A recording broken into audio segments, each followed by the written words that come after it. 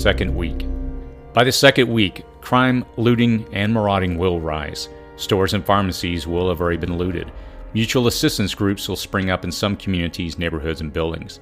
These will vary from street gangs to militias to armed citizens. There could be conflicts between these groups, though they will likely be pretty respectful of boundaries in early weeks. Your opportunity to travel has passed. Roads impacted by people fleeing population centers will be littered with abandoned vehicles and will be far too unsafe to travel. Many will be living out of their cars on rural land they could get to, and they will suffer being kicked out off that land by locals. International borders will be closed to stop the flood of refugees, and governments will issue stay-at-home orders, curfews, or attempt to relocate people en masse. With no sign of recovery, hospital and emergency workers will turn to their own families and communities.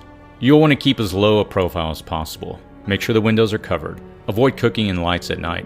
When cooking, add any spices after flame out to avoid releasing scents into the air. You'll need to purify any water you obtain that isn't part of your stores. Stay put and stay hidden. You'll not find food or medicine anywhere, so there's little point in venturing out.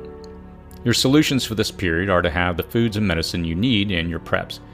If you formed relationships with your neighbors, now is the time to start discussing food rationing and how you'll work together if you're not prepared. At this point, you have all decided to hunker down, so you're all in it together.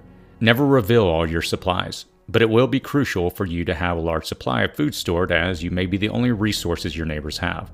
Always barter a cup of beans or rice or a couple of ramen noodle packets for things you know you will need in the weeks ahead. If someone wants to charge their item with the solar generator you have, you should try to have some costs associated with that. Otherwise, they'll be at your door repeatedly using your resources. Avoid giving away your valuable preps for nothing in return. You should have medical kits and books to allow you to care for yourself and others. The loaning of prepping books you've already read and do not need a reference is the only exception, because you want your neighbors to be knowledgeable and not a burden. If sewage is down, you may need a community plan for removing waste from your living areas.